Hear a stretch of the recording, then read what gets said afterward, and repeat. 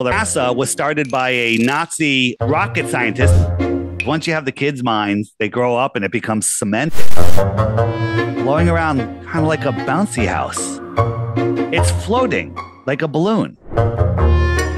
This is Russia landing on the moon. Who's filming it?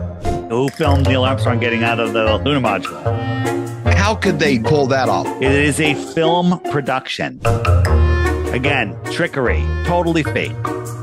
Apollo 9, 11, and 12 have the same Earth. The clouds are the same. This is tinfoil and curtain rods. This is an umbrella. Would you put your kid in there and then submerge it in a lake? This place was created for us. We are special.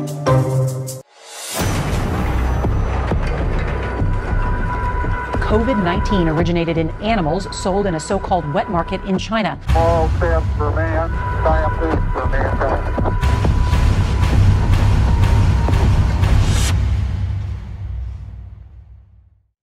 Welcome back to another episode of the Conspiracy Conversations. And it is what it sounds. There's things that are called a conspiracy that, for the most part, you're just really not allowed to talk about. You're not allowed to think about. And we call them conversations because I like to sit down and have a legitimate conversation with someone who has spent thousands of hours in private churning over something. Probably somebody's written a book, made a documentary, done the work to be able to come to the table, to come in public and say, hey, here's what I found. And they take it and they set it on the table and then walk away, let you chew on it, which is something that kind of seems sort of fundamental as human beings. We should be allowed to think. We should be allowed to investigate and study. You know, the last couple of years have taught me one thing. They say, follow the science. I'd probably say follow the silenced more than anything else. Who's not allowed to speak? What are you not allowed to talk about? That interests me. That makes me infinitely more curious. If they're like, nope, you can't go in this room. You can't talk about that. You're only allowed to talk about these things over here. Matter of fact, we're going to kick you off of all social media if you talk about this certain thing, or we're going to put a little warning label, say, hey, we know you're supposed to be intelligent adults, but we as your government overlords do not think you're smart enough to weigh this out on your own. And so we're going to tell you the real truth before you even watch this video about medications that we want you to take without your informed consent, or about the economy, or about what we're doing. Like, we don't want you to look in this room. And before you even do, we're going to discredit anybody that talks about this thing and put a warning label there before you even click. That's how. And we're not going to tell you about this room. We're not going to tell you that the room's there. That's exactly how dumb we think you are. So I'm having a conversation today with somebody that I have tremendous respect for because he's smart, he's fun, and he has done the work. You can love him, you can hate him, you can call him a lot of things. You could even call him late for dinner, but you can't call him wrong, because I've never had any of you willing to come and sit down toe to toe and discredit his points. And so I hope you got a pen and paper and you're willing to go and say, hey, I think Rubik's Cubes are white, but this guy is going to come along and kind of show me this other side over here that maybe they're red. I don't know. Or maybe both are true. And what I know maybe can't stand up to the test of investigation. So we will find out over this next hour. So welcome to another episode of the Conspiracy Conversations with Mr. Dave Weiss. Welcome. Thanks for having me. Thanks for having me. Oh, it is so fun. I look forward to these so much. It's like dessert for my brain, you know, or something else. It's just, it's fun because you stretch it. And I've watched your stuff. I've had conversations with you, but every time I end up with pages of notes of stuff that I walk away. I'm like, I don't know. That's pretty far out, even for Dave. And I take notes and then I go watch the video, look up the website, buy the book. I probably have about 8 books now that can all be traced back to things that you've poked me on and challenged me on. And I'm like, if I'm going to disagree and think you're wrong, I want to know why. I think you need to have the receipts when you say something's true. And if I'm going to say something's not true, then I probably should get the receipts for that as well. So I always enjoy these conversations. And I tell people, don't believe anything I say. Go verify it. I'm going to point to some doors, right? Go verify what's behind them. And the other big criticism I get is, oh, where do you get your information from? YouTube? Well, YouTube is a storage place for tons of information, lots of hidden information. If you're lucky, you can find it, but it's just a place where we can put some things and other things, Rumble and BitChute and all these other things where you guys are. These are just places to get information. It's just like life. You can take it all in, sort it out, and get rid of the garbage. Okay. And again, we've done the work. It's all done. I mean, the debate is over for anybody that takes the time and look. But I'll throw it back to you in a second. It's easy to believe. Belief is the enemy of knowing, as Crow 777 Radio says. Belief's the enemy of knowing. You can believe anything you want. You believe my name is David Weiss, but did you ever check? Did you ever confirm it? Do you know it? Right? Nope. Now, that'll take time and effort to figure it out. Yes, it is. Okay. Right. But people are just like, it's easier to believe because then you can just go take a nap. Right. So again, once you start looking into truth and you start seeing the deceptions, now you can just see right through them. And life is so interesting. Boredom is not a word in this community. No. And it's not. After you kind of I don't know, man, it's probably been 2 years now that I've been, listening to you having conversations with a wide range of people. And I was kind of the kid too, that grew up in school, and I'd be like, well, how come this and how come that? And, school wasn't really designed for me a lot. I was kind of, sitting there kind of, tapping something. And, I'd been better with maybe more interactive, learning, but I was very curious. And I would just ask why a lot. Well, then how come? Well, why is this? And a lot of times teachers just be like, well, just because I said. And, that really wasn't enough. And when you get into a couple of topics specifically that I want to, the reason I have you on here today, I started texting you and blowing you up. I'm like, I have questions, and I always have, when it comes to this kind of topic, I've always had a question of moon landing. I've questioned it. Like if that took place, every vacation I've ever gone with my family, everywhere I've ever gone, I took a photo. And if I was on the moon, one thing I would want to see would be a picture of the Earth. And I've never seen one of the Earth that wasn't CGI, that wasn't autocorrect, that wasn't a cartoon of some sort. And so that was a question. And I've always had a pretty fundamental problem with the space program in general, with NASA. I think they have an incredibly big budget. I think a lot of money goes there. I think it's not accounted for, and not a lot to show for it, at least in my lifetime. In the 50 years I've been walking around here, there's not a lot of progress to show in relationship to how much we spend there. So I really want to get in your brain today and find out, what do you know about the space program, NASA specifically?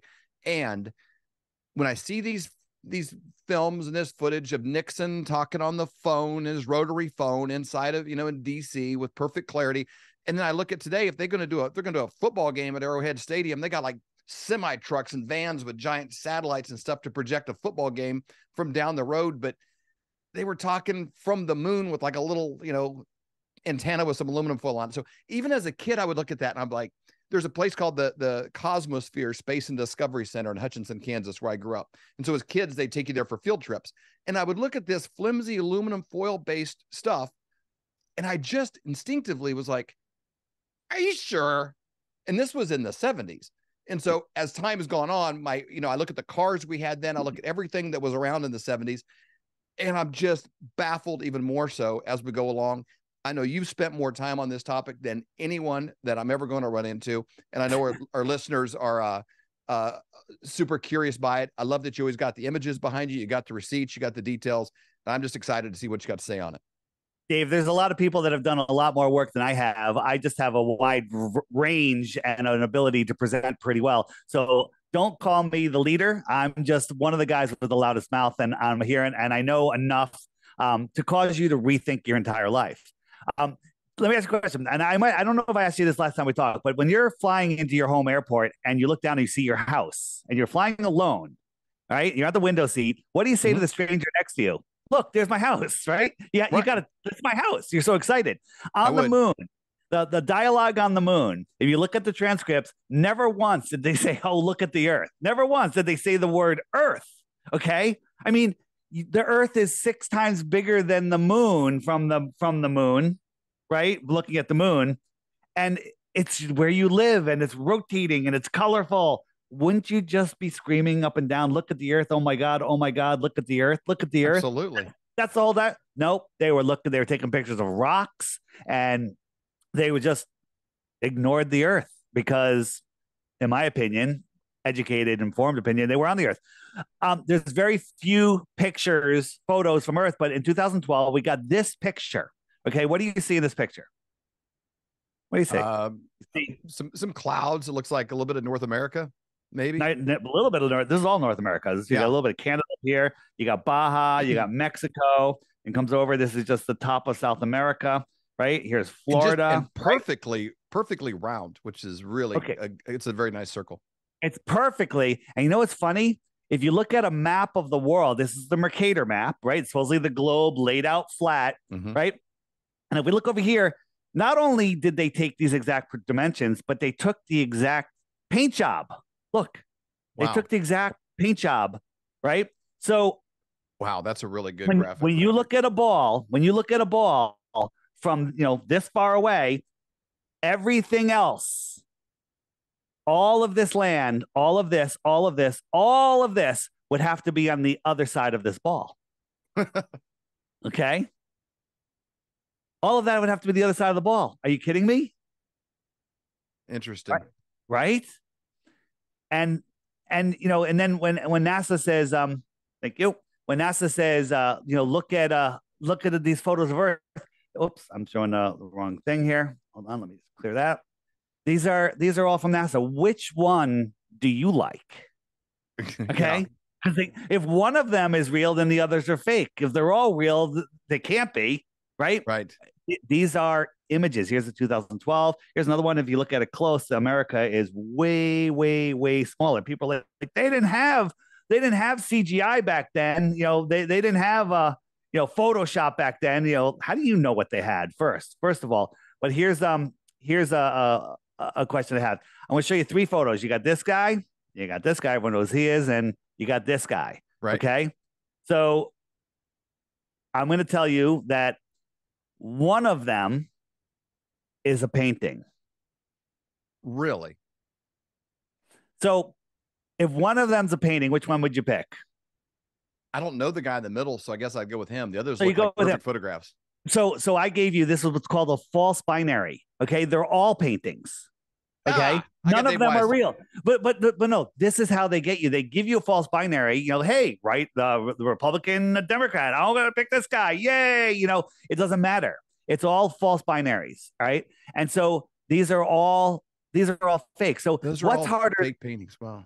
Those are all just photorealistic paintings. Okay. And, they could do worse. They do way worse now. I mean, they got guys talking in real time in his voice. You've seen this, right? Sure. And so when people say, that they can't do that. This is also a painting. Look at the detail of the glass and everything, right? Wow. And the light reflecting the glass. That's amazing. Amazing. That's a painting. What's harder to paint, this or one of those? And the thing is, guys? I've held a glass in my hand. I know what I mean. I have. What would the Earth look like from outer space? Man, I don't know. It like, okay, where is like that image you're showing there? Where is it taken from? Because they present that as this is a photo. How far are they trying to tell us that a satellite would get from? I think it's a million miles away or something. It's a ridiculous distance. And there's a time lapse. I wish I had loaded that one of the Earth spinning, right? Well, the Earth spinning, that means that satellite a million miles away is making a 2 million mile diameter circle, keeping up with the Earth for that 12 or 24 hours that it went around. It has to move and hold Earth in a perfect, not a pixel moving out of frame. That's just, if you believe that, I can't help you. Okay. So people, if they're going to say that, like, let's say this is the Earth, how in relationship, I mean, I've seen the Neil deGrasse Tyson stuff where he's like, he talks about the Red Bull guy jump and stuff like that. It's like a piece of paper width away from the ball, basically. Even when Neil deGrasse Tyson talks about it, it's like you're right by the ball. So like, how could I take a photo of my house if I'm 1 inch away from the front door? Right. People say, where's your photo? Where's your photo of flat Earth? And the answer is, if you were in a room with 10-foot high ceilings and the room was 20 miles wide, could you take a picture of the whole room? You couldn't even see a quarter of a mile down because the ceiling and the floor would meet and create a horizontal eye zone, the horizon. And there's no way or position that you could take a picture of the whole room, right? People don't seem to understand that, right? And, if you've been to Las Vegas at the Bellagio, the lights are touching the floor at the far end of the hallway. If you go to one end of the hallway, the lights literally are touching the floor. Sure. Okay. So if extend that hallway out for a couple miles and have somebody walk down a couple miles, you can't see that person anymore. So and when they look up, they see different lights. It's everything explains, the deception. Go ahead. If you're watching this right now and you're like, I don't know if I can handle all this, like, don't let the shape of the earth though be a pill you feel like you have to swallow to talk about the rest of this content, because Dave's coming at it from this projection. It's hard for me to talk about life or food or something like that in general without bringing up how great Kansas City barbecue is. It's just going to come out. That's what I talk about. That's my reference on something. And so like the shape of the earth is a thing, but also like the main question I got here, and then we'll get there from this point, is the space program and the technology that they're saying that they use to prove this, for me is suspect. Here's the thing. We're gonna pivot away from the idea that the earth is flat, because a lot of people have a hard time with that. But what I'm going to tell you is everything that's going on in this world, from the space programs to all of the deceptions, all relate back to where you live, who you are, where you are, what this place is. And that's the deception that keeps us as slaves for the corporations, for the people that run this world. So we're going to go into NASA. I'm going to show you that all the space programs are in it together. It's all fake. It's horrible if you actually look at it. And then when you come to that realization, say, hey, you know what? He just proved to me that this stuff that I believed, that my entire childhood and life and pride of the nation was all tied to, is fake. All right, now let me reassess. And that's all I want you to do. Listen, reassess. And as always, I'm offering 3 Bitcoins for 1 proof the earth is flat. I mean, the earth is a globe. Sorry. I almost lost 3 Bitcoins. You guys, take him up on that. If you're out there and you're like, Dave's an idiot. Well, okay, then I'll host you. Come on. I've tried this for a year. I just don't know. I can't get anybody. I've had a couple of really smart guys that I've had conversations with, and they're like, yeah, I don't know. I can't really articulate it that well. I don't know. It seems like it would be easier to prove if you know for sure. But I would love to host a debate if somebody feels like they could have a conversation and prove him wrong. That would be an incredible episode for me to have. I would love it. Here's the thing. There's some people that we call anti-flat earthers that are out there. They're just really deceivers, and they'll make so many comments that don't have any substance behind them. They'll use math and equations, and I could show you math and equations that can explain anything. I could show you a flat table and show you an equation that makes the table a sphere. Okay.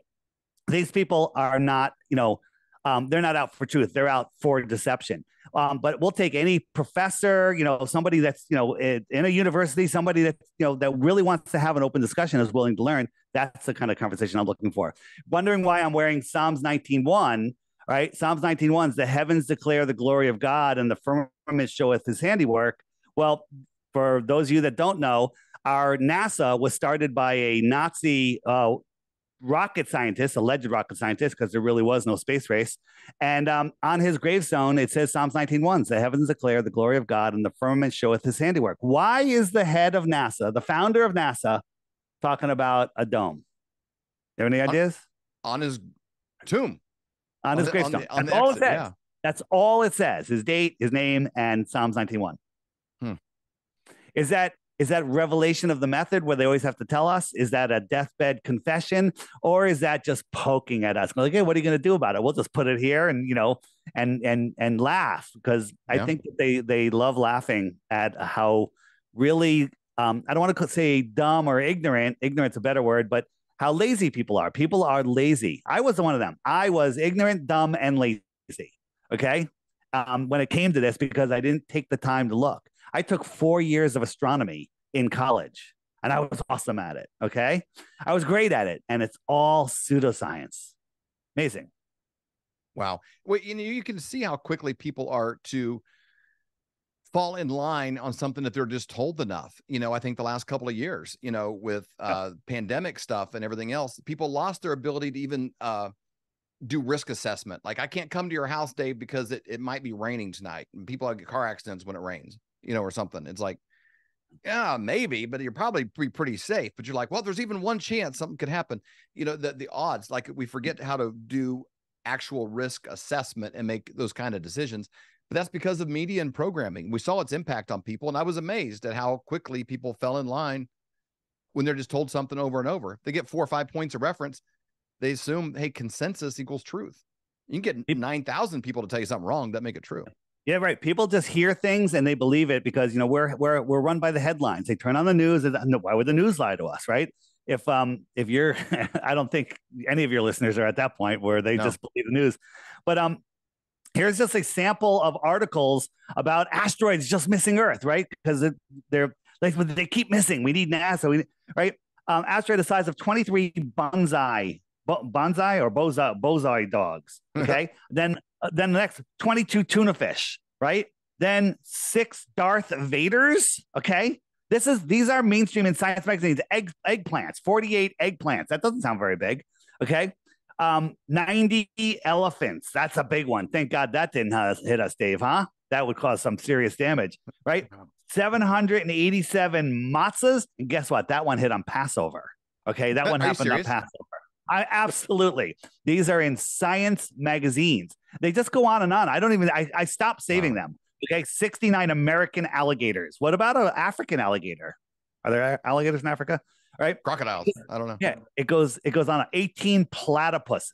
All right. What is going on here? Okay.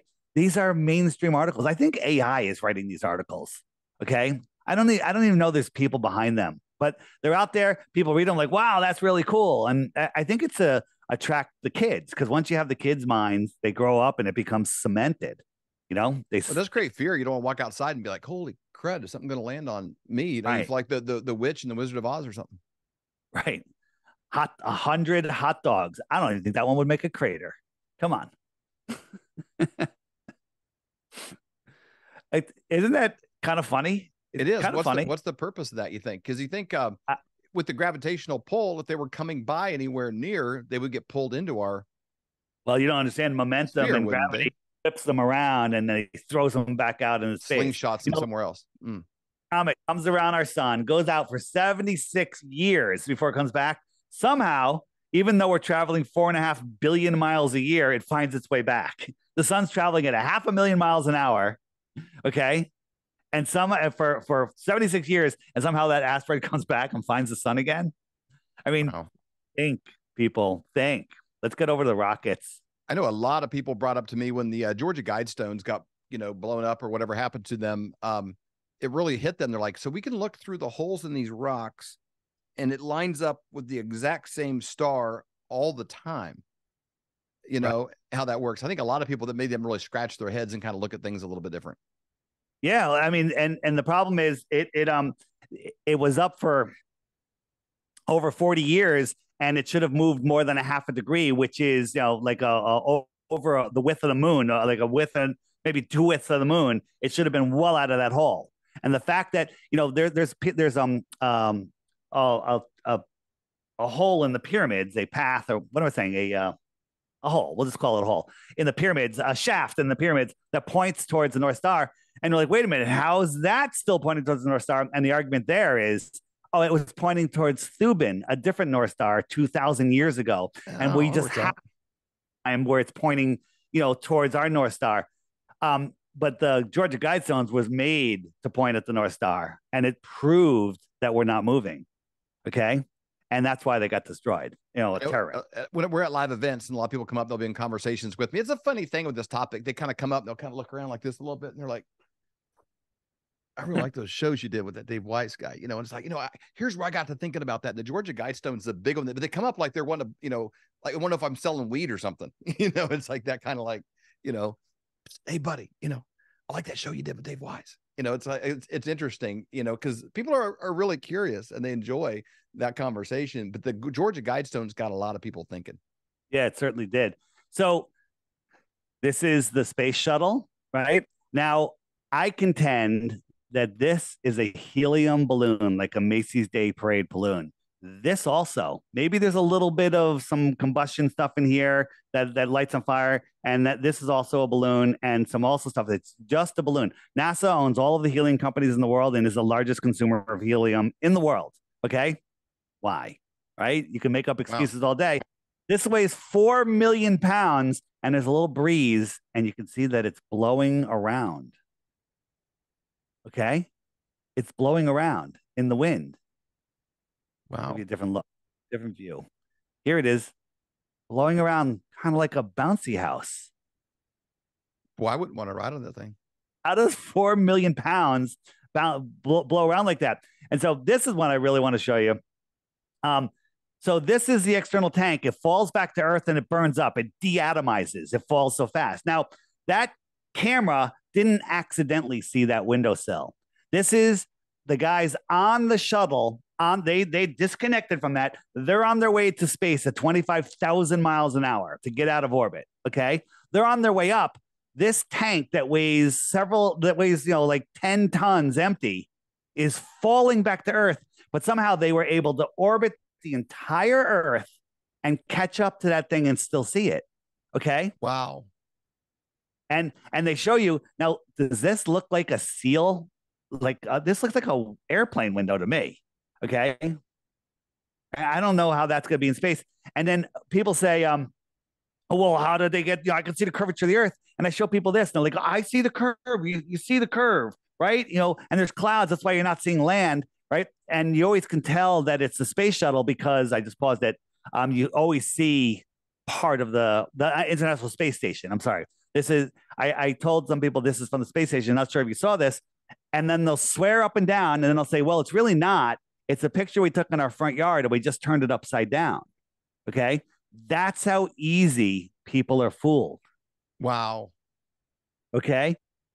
It's hard. That's why magic shows are so fascinating and people love them.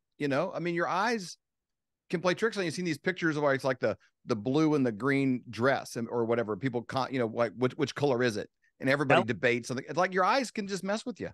Yeah. And I have a bunch of illusions I can show you. But so now this thing, they're filming this. Does this look like it's floating? Now watch what happens. This is Felix Baumgartner, the Red Bull jump. Watch how fast he falls. Okay. 180 pounds, 200 pounds, right? This thing is 10 tons. Is it floating or is it falling? And worse, the guys that are filming it are on their way up at a ridiculous, incomprehensible speed. How are they keeping this in frame? Okay. So we're watching this. And then we saw something, right? Watch, here it comes on the right side. 3, right over here. 2, 1, right there. You see that? I'll show it again slower. Okay. So what is this? What is this? It kind of looks like a quadcopter, almost like a drone of some sort. And I think it's an airplane. It's a balloon recovery vehicle. All right. So here it is. I'm going to change the contrast.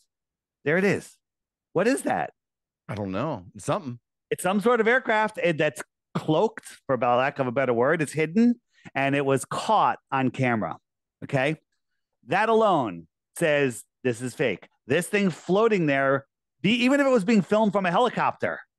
So where did you get this footage? How did you acquire that shot? This is NASA. They've pulled it from their website, but this is official NASA footage. Okay. This is from their live stream. Wow. So other than changing contrast or anything like that, that's all we did. That's edited by you or anything else. That's just right. And here's the other thing. This is them filming, and they're like, "Oh, we're going. We've orbited the Earth, and it's falling back to Earth." Now this thing's falling, and it's going to go so fast that it's going to deatomize before it gets to those clouds. But don't look that far away. I want you to watch right over here in about 5 or 10 seconds. You're going to see a piece of tissue or something float by, which is going to give you some perspective on how fast. There it goes. You see it? A perspective on. I'll show you again. What was that? Like a like a piece of, I don't know. I think it's like a piece of tissue or something that fell out of the drone or whatever. But it gives you an idea of how fast it's going. It's not going fast at all. Okay. It's floating like a balloon, right? On my app, our Sun, Moon, and Zodiac Clock app, on the More Resources page, which is the web button, there's a button called Rockets Are Balloons. Don't believe me? Watch those videos. It'll show you how they did the lunar module coming back from the moon landing. It'll show you a whole bunch of things, and then you can make up your own mind. But I put it all together in a way that is, you're going to hold your head, you can cry a little bit, and then you're going to realize, wow, I've been deceived my entire life. This is unbelievable. So, wow. I'll make sure we tell people, we can do it at the end as well, but your app really is an incredible thing to have. And it's like, was it like $3 a year or something like that? But $3 one time. One time. I mean, it's silly. Right. But the amount of tools and resources and things, if you even have 1 gram of curiosity about what's going on in the world, like I don't know how you came up with the technology of it and all the people that went together on that, but it's pretty amazing for a networking tool, a daily videos, the resources you have on there, the clocks, all the different things. It's really a great educational tool. It's our history, old world technology. We've been lied about our history. That alone will take you down a rabbit hole of years of research. But these are all the people that have it, and you can contact these people. There's a whole social media module coming out. It's going to be amazing, and there's people all over the place. And I've never met a blue dot I don't like, and these are awake and aware people, and it's quite the tool. So. It's fascinating. I think it's a great deal. Now, how do people go directly to get it? You can find all my stuff, my YouTube channel, and subscribe to my DITRH, which is Deep Inside the Rabbit Hole. It's all at flatearthdave.com. All the links to everything is there. Also, we're having a conference in Las Vegas, October 20th and 21st, that weekend, Saturday and Sunday. It's called Flattoberfest, and the link is right on dave.com. And it's going to be a blast. I'm not sure where you're going to be, but if you can make it there, you can meet some incredible people, maybe get some interesting interviews. That would be interesting. I love this conversation. So, okay, your app is a great tool. Let's keep on the space program. Some of the things that you think of with them, like, well, how could they pull that off? Well, if you had an unlimited budget and zero media resistance, you could pull off a lot. I don't know what their annual budget is, but if you got virtually unlimited financial resources and it's impossible for either the media or the educational apparatus that starts putting a globe in front of you in preschool, if it's impossible for any of those institutions to push back, and the one that probably should be questioning it a little bit would be the church, just doesn't, because they don't want to, like, well, I don't want to, I got enough problems as it is. I don't want to fight on that front too. It's kind of interesting. So you can pull off a lot, though, if you have an unlimited budget and zero media resistance. Right. And on the app, there's a biblical flat earth button. And I just encourage any pastor, any churchgoer, watch those videos. If you love the Bible, watch those videos. If you don't believe in the Bible, watch these videos. Yeah. They're all truly amazing. And there's one in there, I think it's the top one. It's like 8 minutes long. It's called Dear Pastor. Send that one to your pastor. Okay. It'll if he's using his God-given common senses, which I hope he is, it will light a fire and wake him up. It's fantastic. It's by Matt Long. You interviewed Matt. Oh, yeah, I was going to say, I'll put a link down below. Matt wrote a book called The House That Jesus Built, I think is the name of it. Phenomenal book. You can read it like in an evening. It's just really quick. But we'll put a link to that episode down below. It's one of the first conspiracy conversation shows that I ever had. Matt's just a clear-cut, great thinker, and he's got a great book. You'll enjoy that conversation. We'll put the link to that down below as well. Right, and his book is linked in the book section, also on the app. Good, good. So we got the space shuttle. We showed you that it is a balloon. Now, this is how they fool us. There's 2 different types of launches. There's actually 3. Okay. One is they launch something that's actually being launched, and whether it's a balloon, a drone, whatever, a smaller version, no one's allowed near it. All right. Then another one is they launch something that's fake, and there's no one there to witness it. And the other thing is they don't launch anything at all, and they just tell you that there's stuff in space. It's crazy. But so this is about thrust. Okay. Now, David, have you ever been in a hurricane or a tornado? Yes. So a hurricane, 150 mile an hour winds are devastating. They'll pull, cement poles out of the ground and cement. 250 mile an hour winds, forget it. Every house is destroyed. A tornado, maybe 300 mile an hour winds will tie light poles into knots and shred trees into toothpicks. Yep. And that's room temperature air, just a regular ambient temperature outside with 300 mile an hour winds.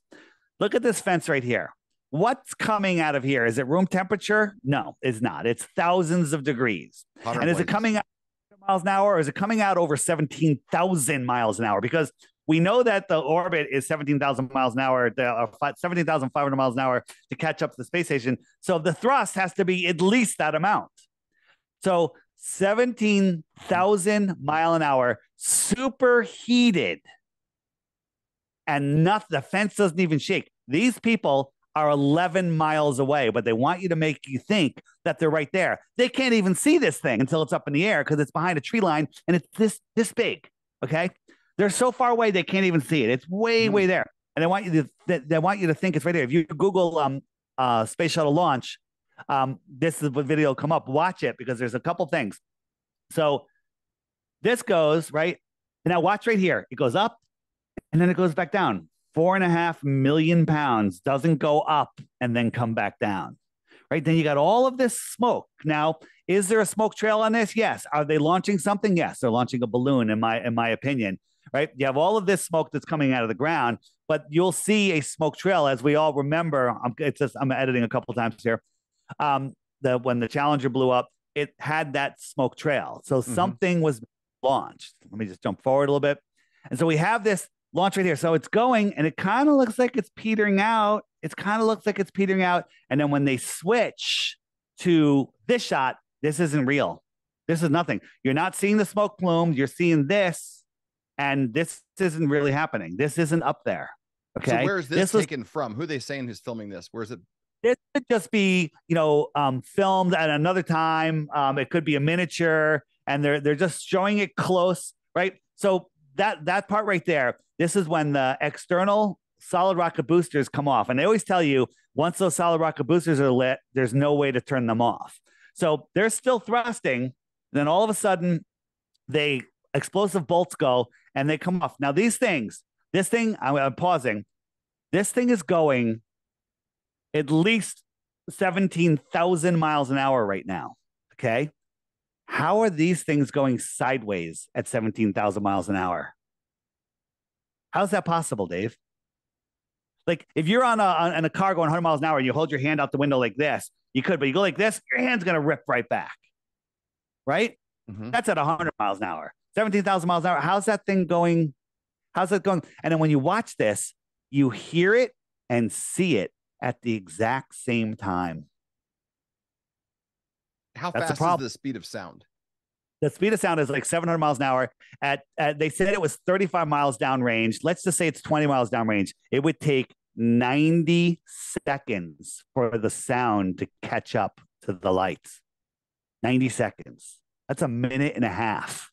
But we hear it at the exact same time. So what you can determine from that, it is a film production. Okay? It's a film production. Right? A big show. It's all a big show. But everybody walking up to it has been watching these their whole life. So you're assuming, there's so many assumptions in what you're thinking that you don't question even what you're seeing. And so it's easier to continue the illusion going on. Absolutely. And people just can't imagine, lie big or, go big or go home. That's what they do. This is what am I showing here? This is it wobbling again. See it wobble? It's wobbling. 4.5 million pounds doesn't wobble. Wow. Right. Okay. If you don't know anything about inertia and weight like that, it doesn't just go up and down and wobble side to side. Man. So, all right. So here's another thing to think of, right? An airplane, a jumbo jet, it's pretty streamlined. Think about a jumbo jet. It's all smooth, right? You got the wings, everything. It's all smooth. You don't have like a junction box sitting on the outside of it, a square junction box sitting on the outside of a plane. Everything is aerodynamic, right? 747, or Boeing, Airbus, whatever. They're kind of clunky, but they're still pretty aerodynamic, right? And they go 550 miles an hour, maybe a little faster. Okay. So then we have the SR-71. Okay. The SR-71 Blackbird, right? This thing can't even have paint on it because the paint will peel off because it gets so hot from the friction. It goes over 2,000 miles an hour. Wow. Okay. Okay. When you look at it, is there any air resistance on this? No, this thing is big. This thing goes Mach 3.2. Okay. This thing, which is less aerodynamic than a Boeing, Airbus, goes Mach 33. Okay. It goes, 20,000 miles an hour. It's This about as thing goes aerodynamic as a school bus with wings.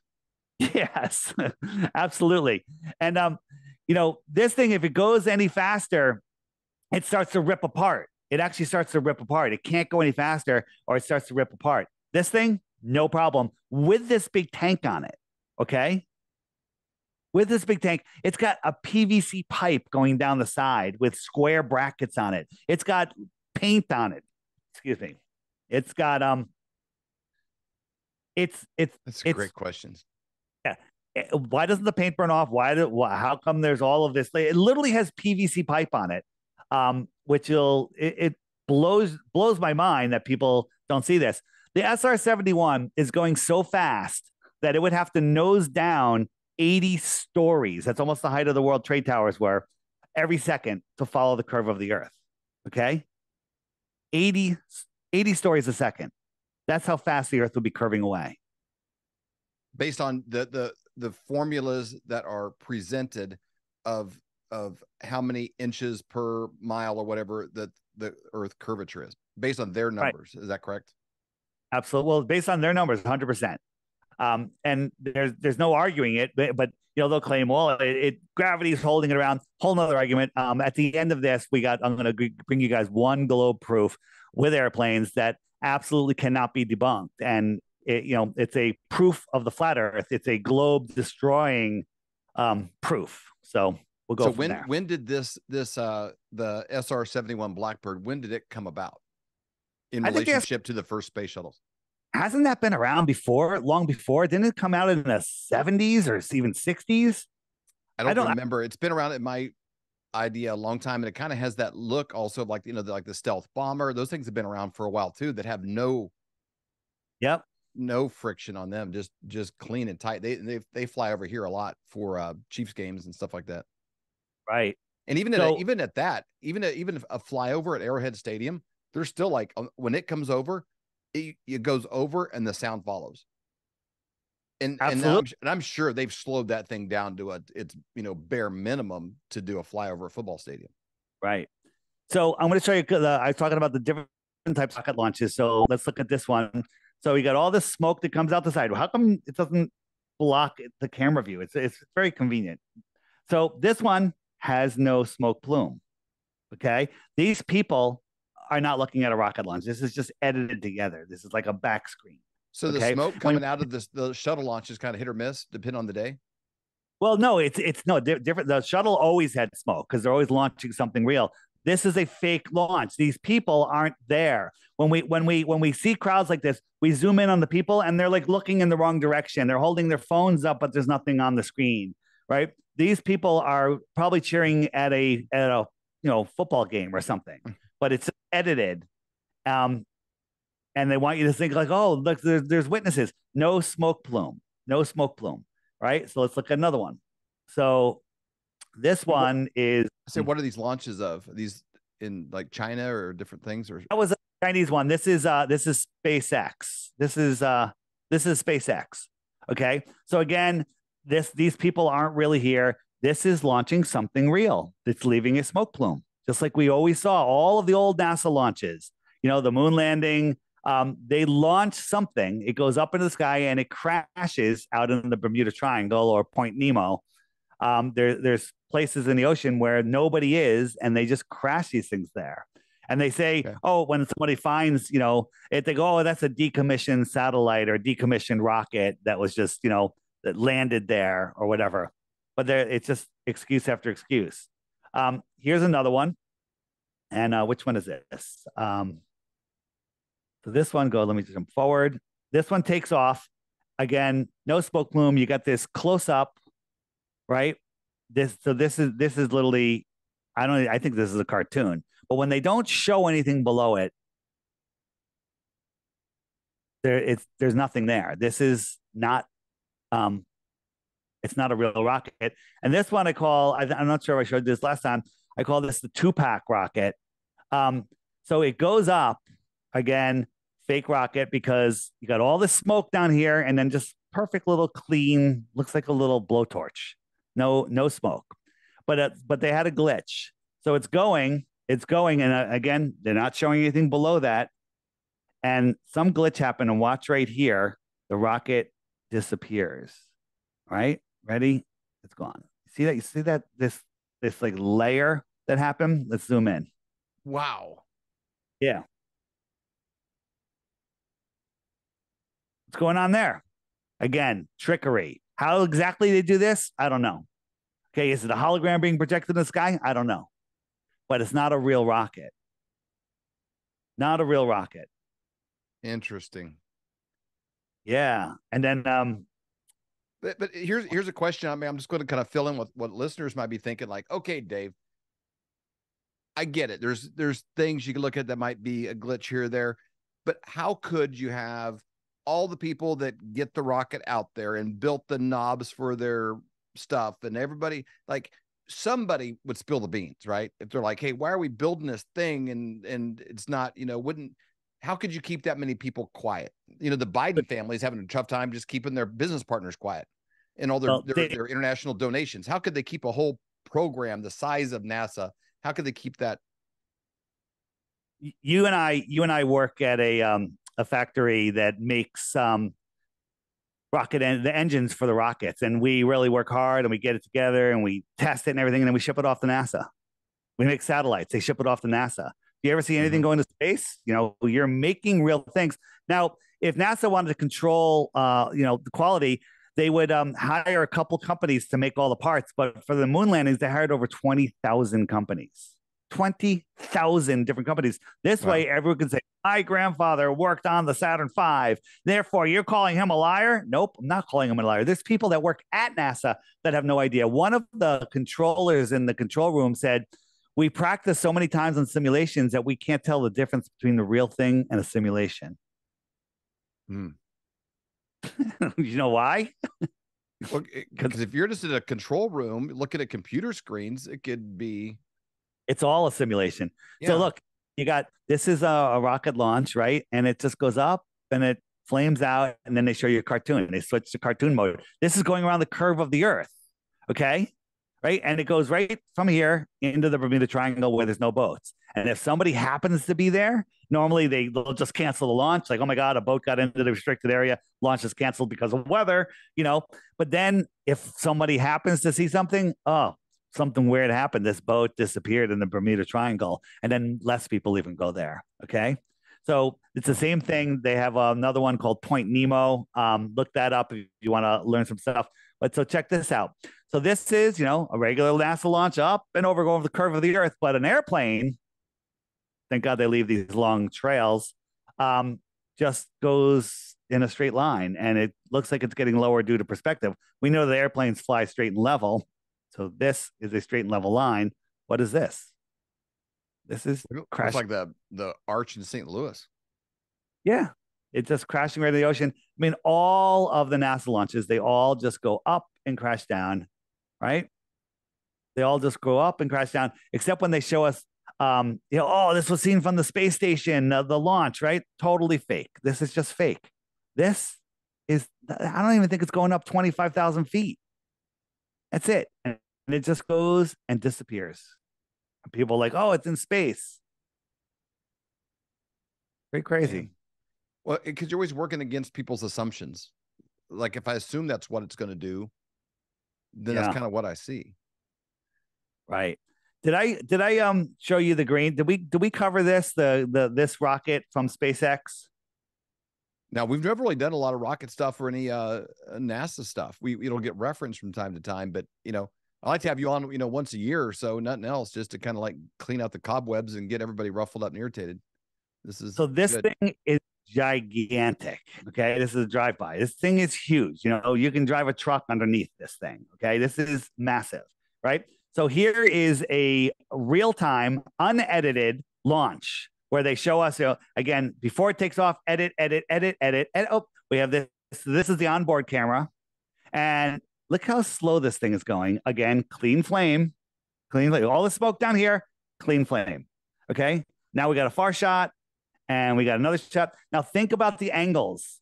Okay. This camera's filming the side of this. Can't be up that high. But when you look at it from up here, it looks pretty high. Now look, the engines look like they're already petering out. Wait a minute. It's up really high. Now the engine's going out and it's about to free fall. Okay. It's free falling now. What the heck? This thing, I'm pausing it. It weighs several tons. It's free falling and they're filming it. Now use your God-given common senses. Look at the smoke that's coming off this. How fast is this thing going? Now look at the smoke. It's even slower. What is going on here? Is this a balloon? What is this real? Now, oh, look how high it is all of a sudden. You can almost see the curve of the earth. Maybe that's the curve of the earth. Okay. And now this is falling. Now, again, how far away would this have to be if it was that high to film the side of it? It's like, what is filming this? Right. Then it's going to show you one more. It's way up here again. Right. This is in real time. This is a live stream. Right now, 3 engines are going to turn on. It's magically going to stand upright. And the cameraman's going to go right underneath it, edit right underneath. And then 2 of the 3 engines are going to burn out because they can't even get their fireworks right. And so one off-center engine is going to land this thing in a whole bunch of CGI smoke. It's going to land it perfectly for a bullseye. Okay. CGI smoke. And it lands upright. And Dave, do I say, look how they shape their rockets? Because they just constantly, rub it in our faces. If you think that's real, I can't help you. But this is what they showed us as real. Amazing, right? So what's the upside? Like, maybe you can speculate. So like, why would Elon Musk or Sora and what's his name, Jeff Bezos, like, what's the upside for them getting into this game? Well, I believe they're just puppets for the real controllers of this world, and they're promised, whatever they're promised, fame and fortune and whatnot. But they're, sometimes I wobble back and forth wondering if Elon Musk even knows that he's running a fake space program and they're just fooling him also. Nixon, when he called the men on the moon, was he being fooled and just believed it also? I think it's easier to fool a president than one of us. The question is, I don't know the answer to that. So I want to show you another thing, and we're going to go to the moon in a moment. So they land these rockets upright. Any engineer will tell you that this is impossible, right? Trying to balance a Harrier jump jet with 4 props, right? This has got just one. It's falling out of the sky and landing upright.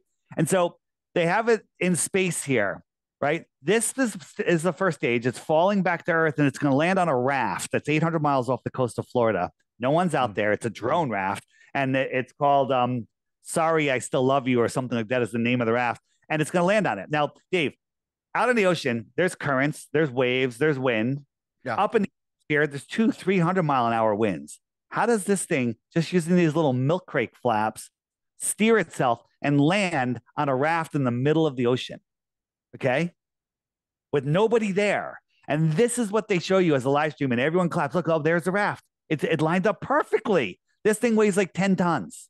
Okay? Those legs that come out, oh, it froze. Darn it. It froze just before the landing. Let's hope we go that it unfreezes. So we wait, we get a black screen, and then all of a sudden they go, oh, back to this. And so then you look at this tinfoil, and then they keep switching from these 2 camera views, curved Earth, and then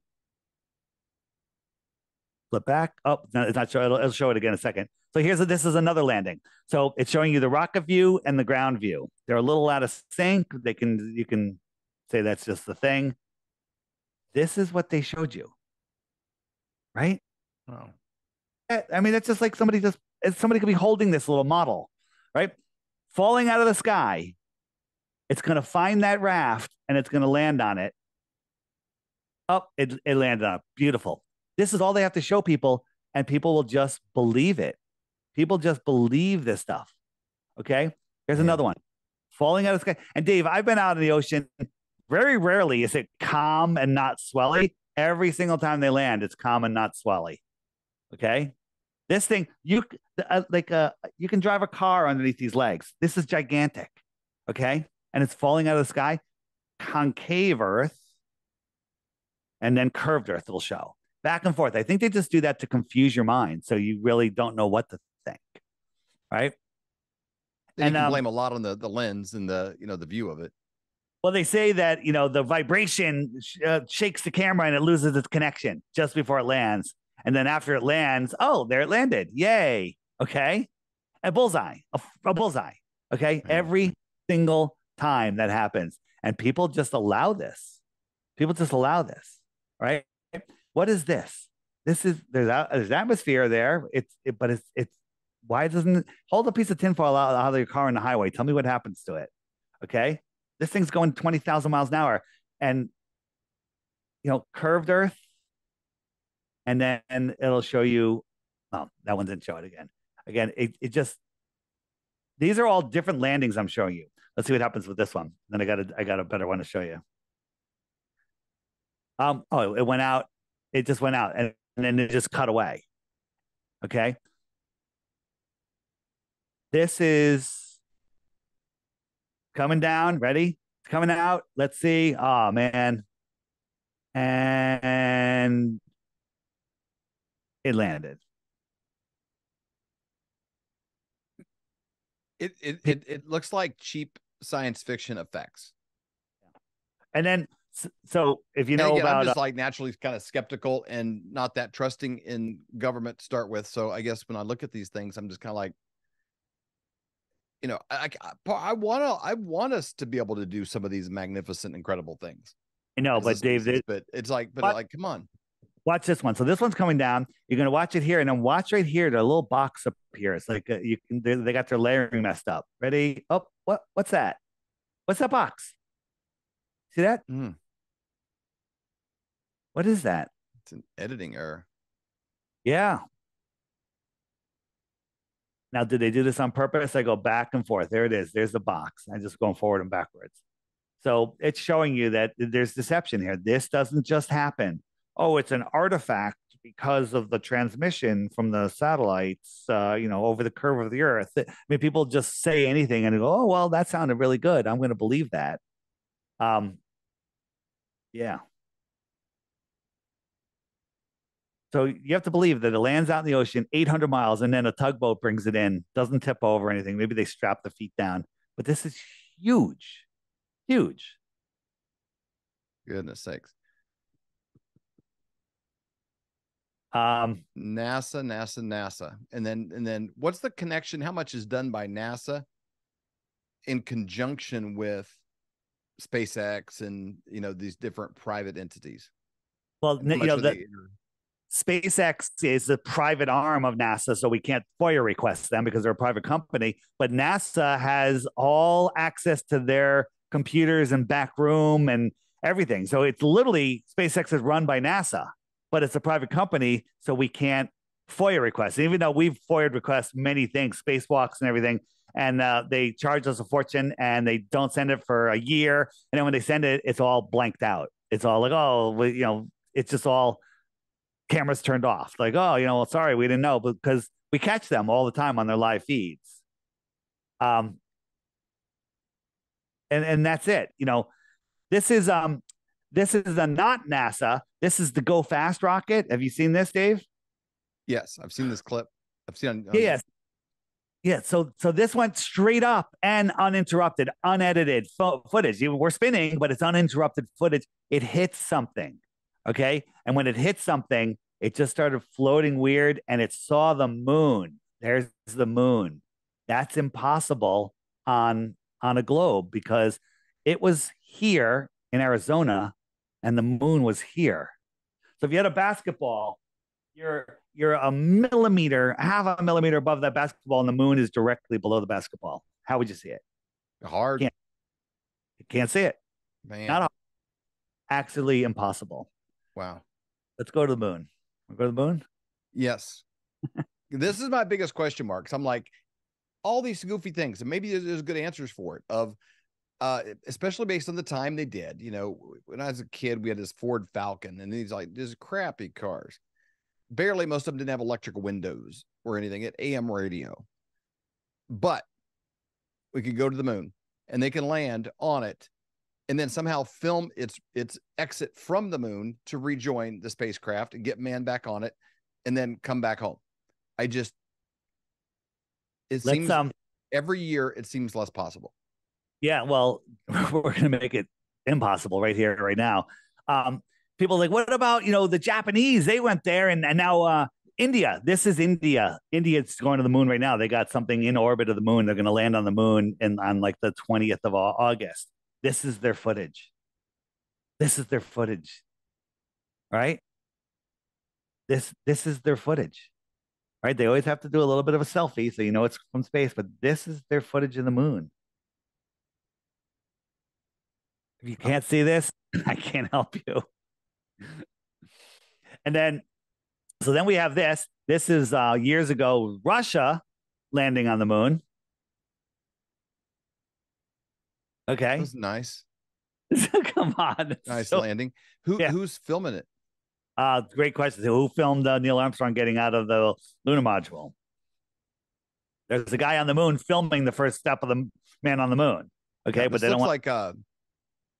looks like public television when I was a kid.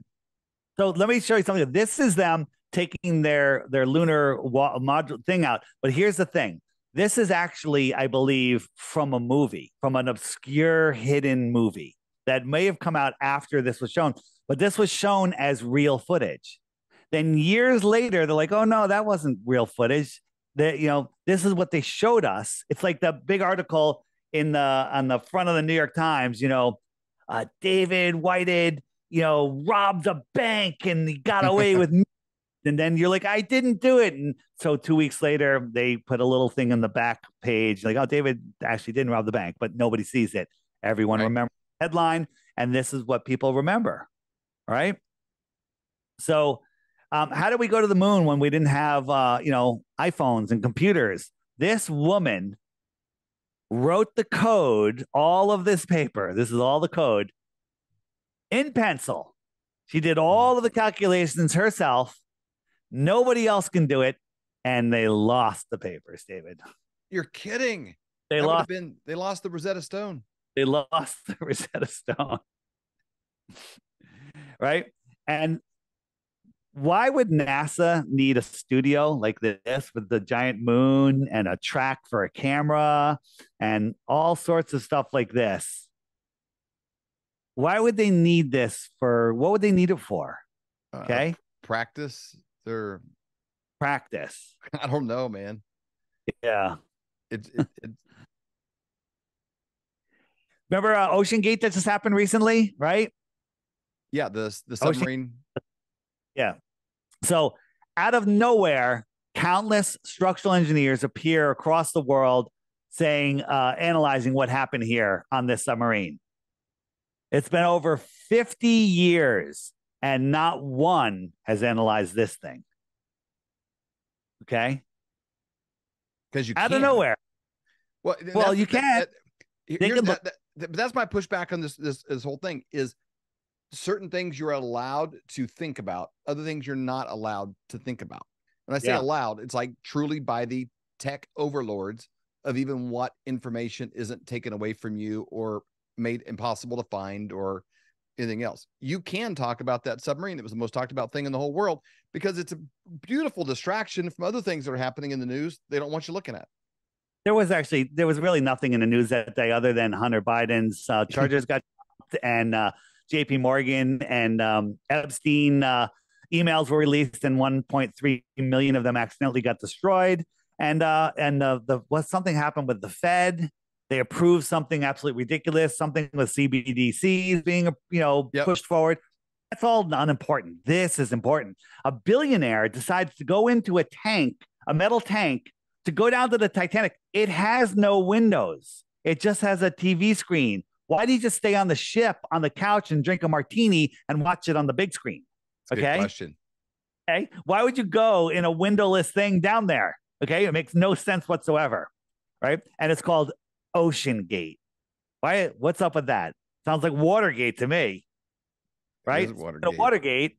Speaking of Watergate, we got this guy. Okay. Talking to the men on the moon. Right. Richard Nixon was trying to end the CIA, and that's when they Watergated him. We've done shows even with Roger Stone going through those details. Yeah. So Kennedy as well. Again, the Red Bull jump 127,000 feet, mission control directly under him, lost contact. They couldn't speak with him at 127,000 feet. They're like, jump now. We're losing communication. But yeah, 250,000 miles, no problem. Okay. Right. We're told we live on this globe and we have these Van Allen radiation belts. You have the ionosphere. You have all of these, magnetic fields and energy fields that protect us from the X-rays and the gamma rays from the sun and from space. And without them, we'd all fry. But radio signal, telephone call from the moon can just go right through and make it down to a receiver and plug it into the White House. No problem. On a rotary phone. Yeah, well, it was connected through an operator, the operator with the headset plugs it in. But how's that little radio from a little battery pack, right? On the moon makes it all the way there, right? And people are so lazy. Apollo 9, 11, and 12 have the same Earth. The clouds are the same. Wow. I guess there wasn't a lot of weather back in the 60s and 70s, right? Or a lot of curiosity. Right. And this is Japan. They got this cool picture recently during an eclipse, right? We zoom in, we could see the lunar eclipse, the shadow of the moon on the Earth. Okay. Why do people believe this? Because it's at an angle? Because it's tilted? Because it's tilted. Because when you tilt it, people can't think straight. I just think people just see it and they're like, oh, okay, and they just go on. I don't think there is even a thought on it. Yeah. People think, we say, well, how come their feet didn't have any smooth on the bottom, but then we see this grid, and then they'll go, well, they had over boots on. Well, there's no story, there's no showing of over boots everywhere. And the other thing is, you ever try to put a crisp footprint in dust or sand that doesn't have moisture in it? Because there can't be any moisture in space because it's a vacuum. Google water in a vacuum, in a vacuum chamber. It turns to gas immediately. Okay. Right. So you can have water, but if we have this crisp, thing, and then the crisp footprint, then the Mythbusters, the paid agents that they are, they go, well, the sand on the dust on the moon is very coarse, and they got this other dust, and they tried to make the same thing. It barely did that, and like, oh, myth solved. It's so desperate and pathetic what they do. Now, when they're the ship blasts off, maybe you're going to get to this. I don't want to cut you out of the thing, but one of my big questions is always, how come it doesn't like have much of a cloud? I mean, it creates all kinds of smoke when something's launching from a concrete pad, but if it's launching from, a dusty dirt field, there was almost nothing. Yeah, well, that's because there's no air, Dave. Well, there's no air. They're pushing off of, but I got a worse problem. Like lift it up. Here's a close up of the panels, Dave. Look at this. These gaps. Okay, this is a spaceship. I mean, look at this. Look at this gap. This is a gap. Okay, this is a gap. This is tinfoil and curtain rods. It's absolute insanity. So here's the launch. And again, who filmed the launch? How did the film get back to Earth? Right? Were they filming digital in 1970? Okay, the thruster is down here. This thing's going up. There's no engine on it. The engine's left down there. So this thing goes poof. It goes up into space, and the orbiter that's going like 2,000 miles an hour just meets up with it, and they connect. And it's sending this video footage feed live to that capsule that they're saving on a hard drive until they get back. I don't know, Dave. They won't explain it, but the nozzle is down here. The nozzle's down there. So when it goes, the nozzle's still there. There's two men not in seats in here. Okay, they left the golf cart and the golf clubs and everything. Right? Does that make any sense? No, not at all. That one's never made any sense. It looks like a combination of something kids would make in junior high for a science project and really cheap alien movie stuff from the 60s or 50s. They would fail. I would fail them if they made that. So 3 astronauts went to the moon. One of them stayed in the orbiter doing paperwork because they have lots of paper. And the other 2 went to the moon and looked at rocks, didn't look at the Earth. Took one picture of the Earth, which is proven fake. But this guy's in the orbiter alone, and he's floating things around. So this is probably just done in a 0G plane. And oh, look, floaty. Why is the camera panning up? Why did the camera? Who panned the camera up? Okay. He's told to just check this paper and then float it because that'll just get everybody. Who's panning the camera up? That's a great question. Who's panning the camera up? Good question. You only see little short clips because back then they were doing this in this scene was filmed in a 0G plane, and they can only get a few seconds of weightlessness. So check this out. So we have the sun over here, okay, and his shadow's right here. Okay. Now there's only one source of light on the moon, the sun. So now let's watch. He's going to do his little bunny hop. And so we're going to pan to the right, panning. We're just going to the right. And here he is. All right. Now the sun's kind of behind, is going from over here, and his shadow's going that way. And we're panning to the right, and the sun's on the other side. Wow. The sun is over there now. Do they try to explain that as they did a full 360 or something like that? Or no, they won't explain it. And so check this out. Here's when panning to the right. This is the middle shot right there. On his helmet, you're going to see 4 square lights. Ready? Studio lights. There's 1 and 2. You see them? 1, 2. He's going to turn his head. You got 1, 2.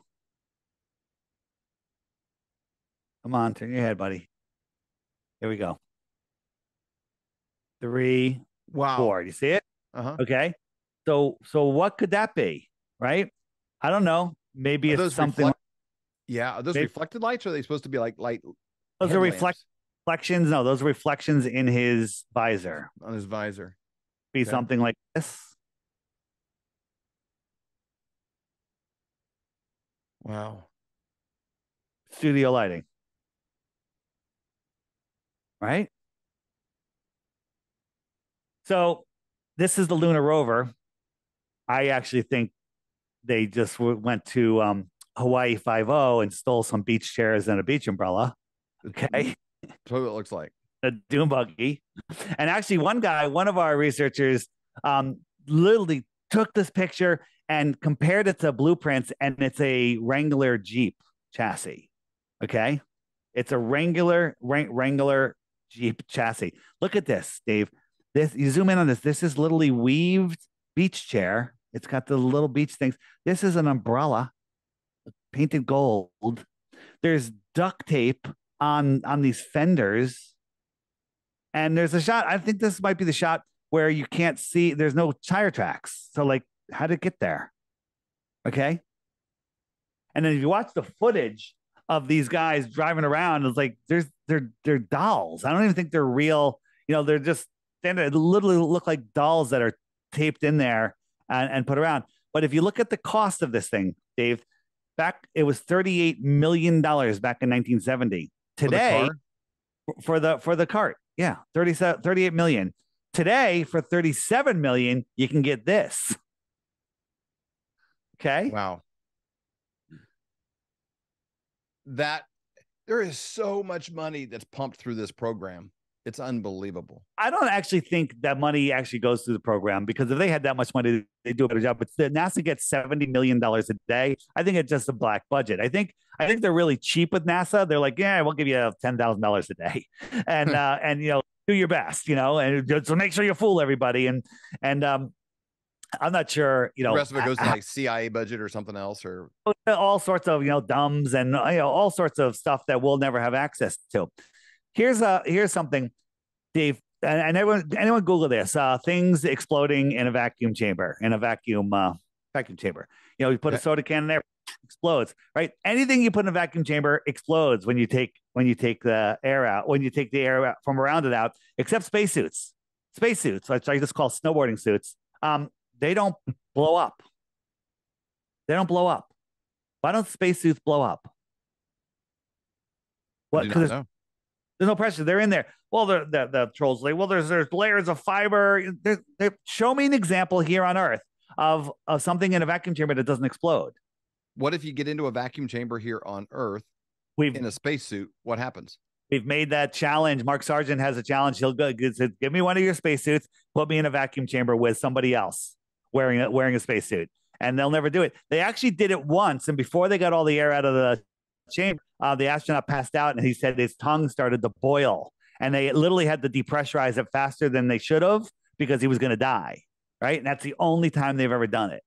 Right. Wow. So, yeah.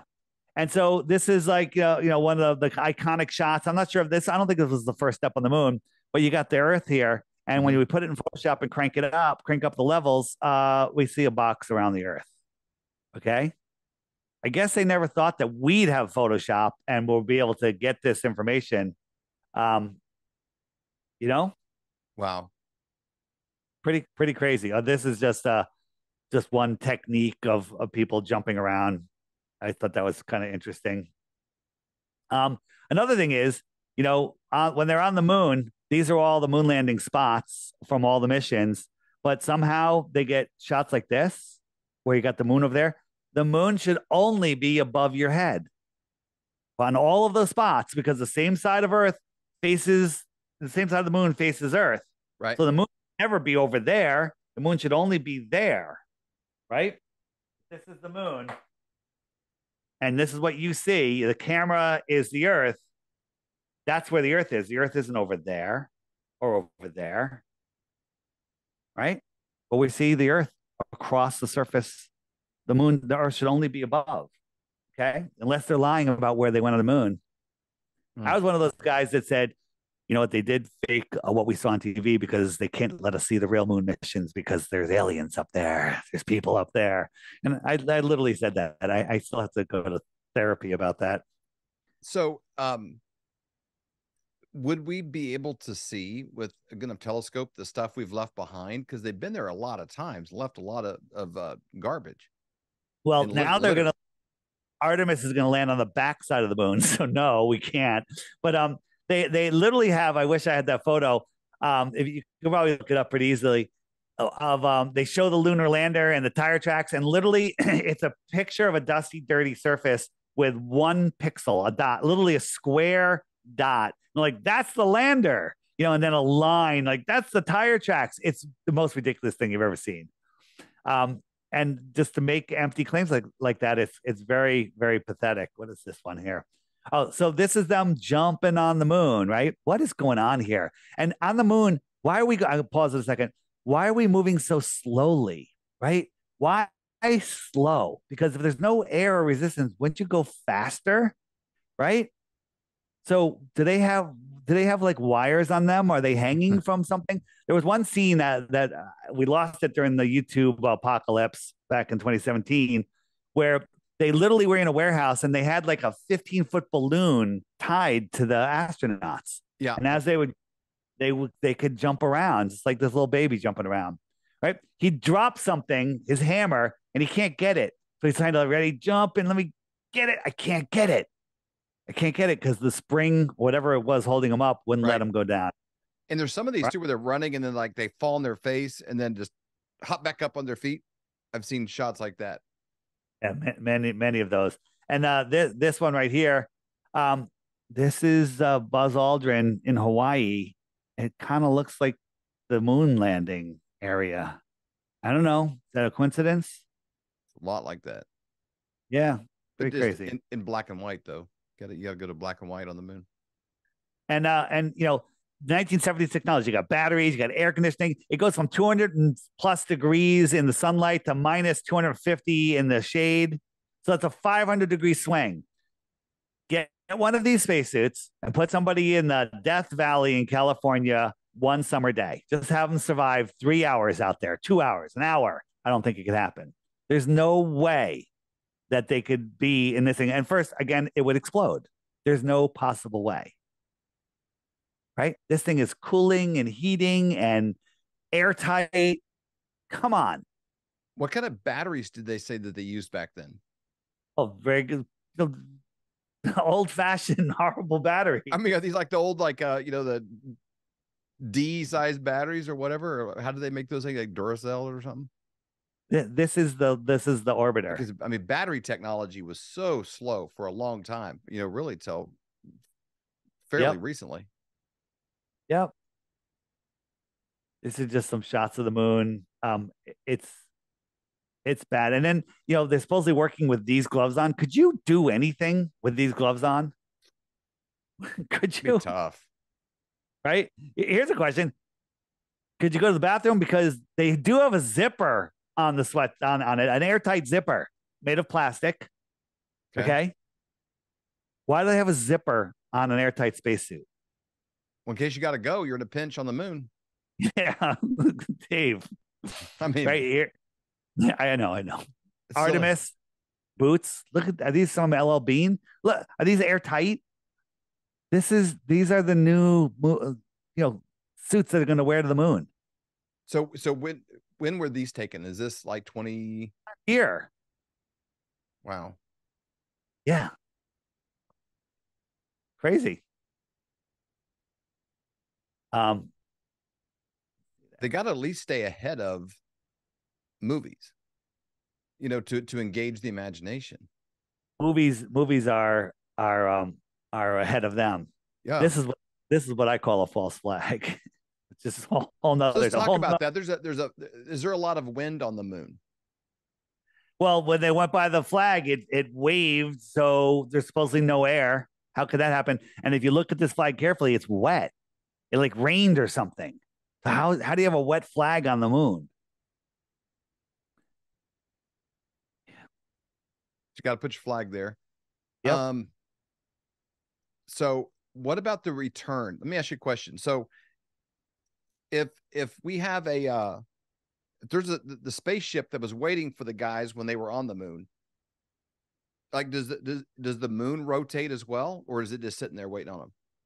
The moon, it's orbiting the moon, and so they timed it perfectly where they just met and they were able to connect, right? And then we see the when we're all waiting, everyone's watching on TV, and then all of a sudden the parachute comes through the sky. Right. Now the lunar module, the lander or whatever, the capsule is coming with its heat shield down. Like, what is keeping it oriented? Why isn't it tumbling? But let's say they have some technology to keep it. It's super hot. It's coming in at thousands of miles an hour. Let's say the atmosphere does slow it down a little bit. How much would it slow it down? How much slower would it get? Right? Some things will come in like the 2-ton or the multi-ton tank from the space shuttle made of steel. It'll atomize, but this capsule will slow down so it doesn't atomize because it has a heat shield. How come it's not atomizing? Right? And then when those parachutes come out, those little thin silk parachutes, they would be shredded in a second. You can't deploy a parachute. So earlier that day, everyone's watching. We have this going on in the sky, perhaps. I don't know. This is a big tanker plane, and look at that. They drop it out of an airplane, and everyone on the ground is like, here it comes. They can't see this airplane. It's up too high. It's above the clouds. And then here comes the lunar module. Parachutes come out. Things barely moving. Okay. These are the little parachutes. Then the big parachutes come out, and then it lands. And sometimes one of the parachutes doesn't open, right? But it's never any problem, right? If this thing was going super fast, Dave, these would be shredded in a second. Bam. This thing is falling at a very, not that fast. As fast as a free fall skydiver, maybe. Right? Wow. Look, I mean, think, people. Now, when are these tests here going? Is this for Artemis or is this? No, this is the Apollo. This is This is from Apollo. This was testing for Apollo. Now, this is an Apollo landing. This is an actual Apollo landing. Okay. And now this thing's super hot. Where's the steam when it hits the water? Okay. Never any steam. That's a pretty hard slam, too. Yeah. I don't know if anyone's on there. Like maybe they drop it out of an airplane with guys on there, or maybe it's all just fake. We watch it land, and then they go to another scene where they have a guys that they were just on a boat. It was just put in the water. Okay. When I was in high school, they used to have it all the like proms and stuff like that. They'd have the condenser. It was like this little ramp, the car on it, because they're kind of convince you to wear your seatbelt. It went at 10 miles an hour, and it would about feel like it was going to knock your teeth out. When that thing it goes zoom, boom. That had to be going more than 10 miles an hour. Yeah. This is well, I'll show you the one with like William Shatner coming back from his trip up to space. Unbelievable, right? This is actual footage, okay, of the orbiter, right? Let's go back and watch it again. This is actual footage of look at this thing. Watch this thing, the motions that it makes.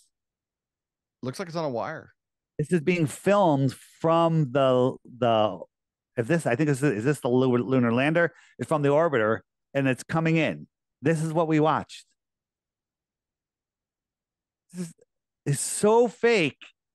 It's unbelievable. I mean, it's all fake.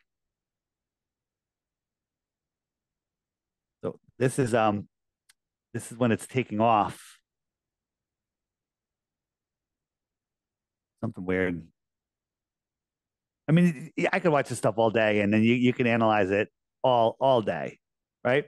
Here is from NASA's website. We took their picture off of their server. Okay.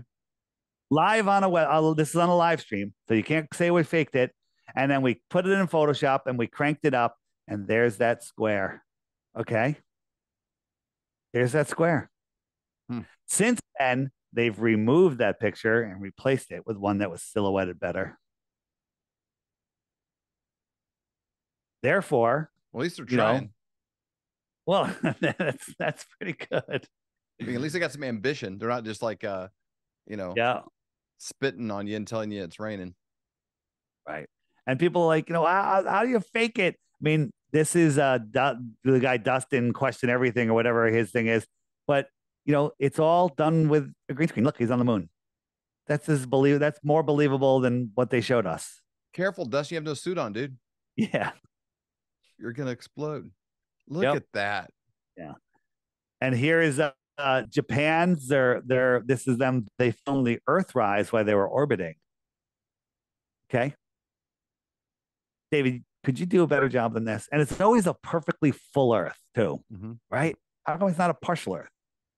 Like the sun's off to the side. It's always a perfect full Earth, right? It's always at exactly 12 noon,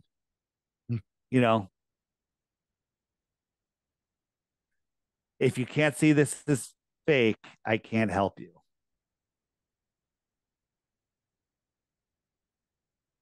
Where's the sun supposed to be in the shot? Back behind us, shining behind us, directly on the moon, lined up. Directly behind. 1, 2, 3. 1, 2, so 3. Why is the moon just lit up? I mean, you could claim that it's just skimming across it, right? And then, of course, we had that scene with Buzz Aldrin on Conan when he goes, I watched you land on the moon. He goes, no, you didn't. No, you didn't. You watched an animation. He goes, there was no TV cameras up there. And so they're backpedaling even on mainstream TV, right? They're constantly moving the goalpost back. So if you look up Conan on, on Buzz Aldrin on Conan, and again, a lot of people say that Stanley Kubrick filmed the moon landing. His daughter claims that he didn't do it because it would be better. I kind of siding with her, but Stanley Kubrick at the moon landing was filmed. You've seen the whistleblower, the NASA whistleblower, the guy that just recently here. Yeah, the one from Bart Sabrell. It's actually very good. It's on the app. It's under the Moon Nonsense button. And they said it was filmed, I think, 12 to 15 months before it was ever aired. So it was filmed almost over a year in advance. Well, at that same time, Kubrick was making a moon a movie about the moon. Mhm. So I think they contracted Kubrick to make a movie about the moon, and the CIA is going in there and goes, "Oh, okay," taking notes. Like, all right, do this way, do it. So they got ideas from him. They used his brilliance where he didn't. Maybe he was completely unaware, or maybe they were just like asking him questions. I think that might be more of the case. Don't know though. So who are all the guys in that shot? Can you break them down? Yeah, that's you got a NASA administration guy. Let me see. You got a NASA. Who is this guy?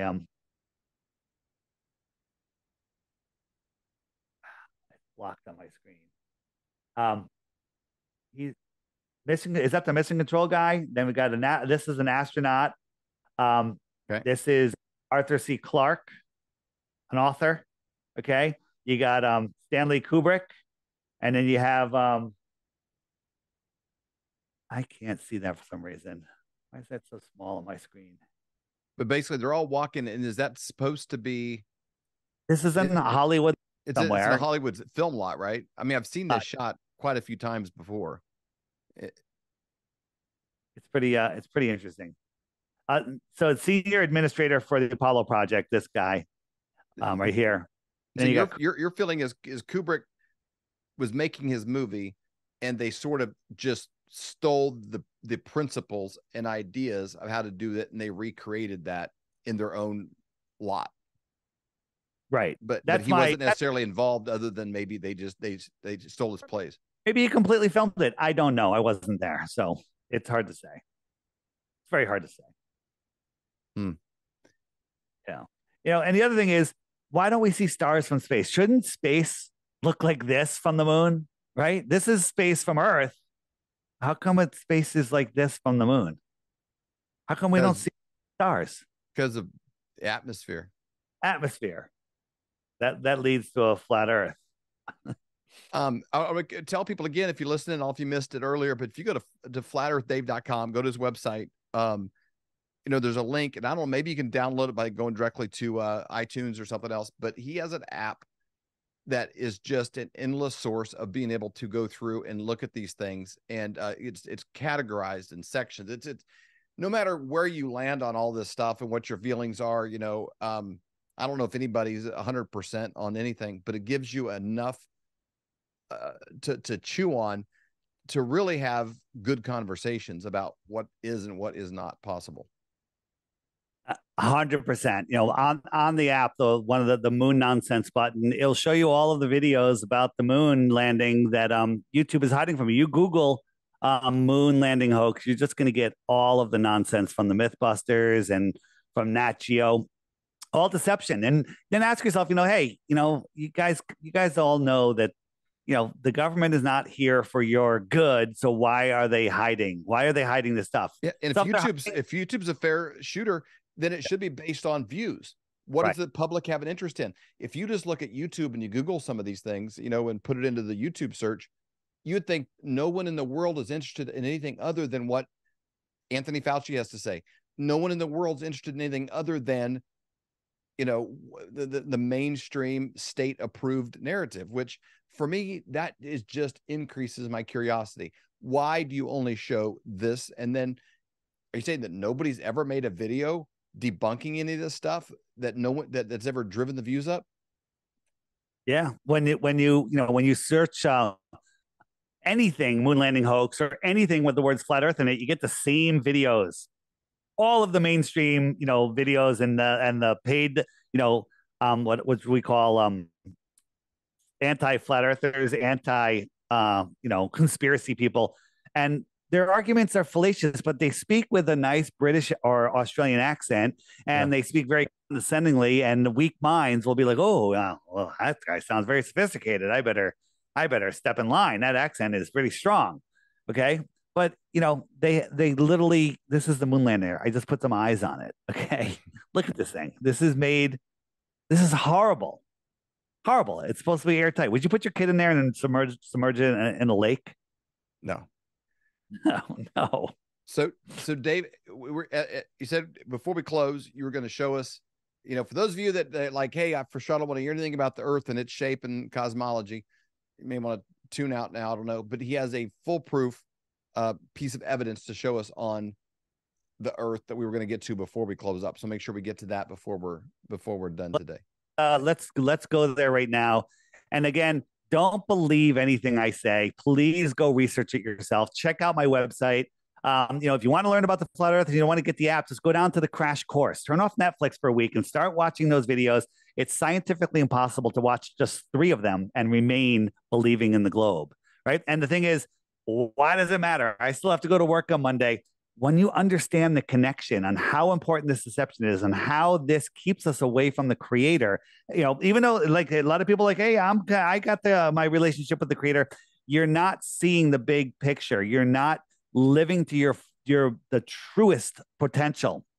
When you understand what this realm is, or even understand what it's not, and that's a ball floating through a godless universe or a distant god, then everything starts to come together. And life is truly amazing. So it matters. And if you don't believe me, on the app, go to Why the Lie on the frequently asked questions section. Those videos there alone will blow your mind. All right. So I'm going to ask you a little question here.